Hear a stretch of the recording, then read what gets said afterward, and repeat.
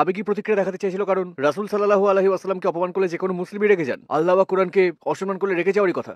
আপনি আমার উপর রাগ করছেন না কেন? এরকমই একটা ব্যাপার। হ্যাঁ, তাই আলহামদুলিল্লাহ।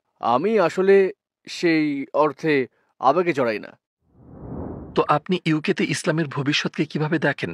আপনার কি মনে হয় এটা বৃহত্তম ধর্ম হতে যাচ্ছে হ্যাঁ, ভবিষ্যতে? হ্যাঁ, ১০০%। মানুষ প্রতিদিন একে গ্রহণ করেছেন। প্রতিদিনই এখন বেশি করে মুসলিম লোকজনের চোখে পড়ছে এবং তারা আসলে সাংস্কৃতিক ইসলামকে দেখছেন না এখন। তারা সত্যিকারের ইসলামের মুখোমুখি হচ্ছেন। এমনকি সাংস্কৃতিক মুসলিমরা প্রকৃত মুসলিম হয়ে উঠছেন। কারণ তারা ইসলামের সাথে জুড়ে থাকা সংস্কৃতির বোঝা এবং প্রকৃত ইসলামের মধ্যেকার পার্থক্য বুঝতে পারছেন।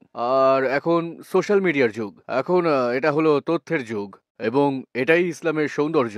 আপনি এখন তথ্যগুলো বের করার সুযোগ পাবেন। যেমনটা আমি বললাম, অনেক শাহাদা, যাদের আশেপাশে কোনো মুসলিম ছিল না।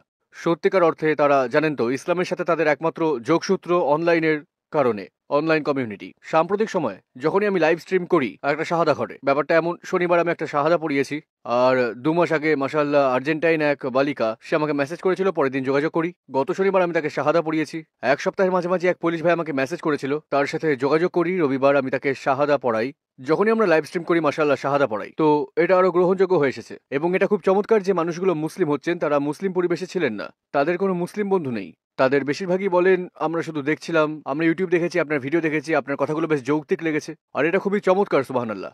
এবং শহরগুলো বেড়ে উঠছে, আমাদের শিশুরা আসছে। আমরা বিয়ে এবং বাকি সবকিছুকে উৎসাহিত করে যাচ্ছি। যখন এখানকার সমাজ উল্টো পথে হাঁটছে, তারা ট্রান্সজেন্ডারিজমকে উৎসাহিত করছে এবং নন বাইনারি সহ আরো এইসব জিনিসগুলোকে, তারা পরিবারকে উৎসাহিত করছে না। তারা উল্টো পথে হাঁটছে। তো যেটা ঘটতে যাচ্ছে সেটা হলো সংখ্যায় হ্রাস পেতে যাচ্ছে।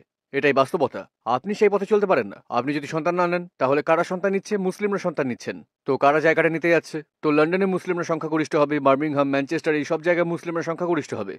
হ্যাঁ, ইনশাআল্লাহ।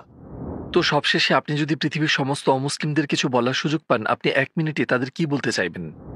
আমি যদি সমস্ত অমুসলিমদের উদ্দেশ্যে বলি, প্রথমত আপনাকে কিসের দাওয়াত দেওয়া হচ্ছে সেটা জানুন। যখন কেউ ইসলাম নিয়ে বলছে, বোঝার চেষ্টা করুন কি বলছে। যে বিশ্বাসটা আপনি আঁকড়ে আছেন সে ব্যাপারে প্রশ্ন করুন, কেন বিশ্বাস করেন? এটা কি সত্যি? কেন বিশ্বাস করেন এটা সত্যি? আপনি কি, কারণ পরিষ্কারভাবে ভৌগোলিক অবস্থান সত্যের উৎস কখনো হতে পারে না।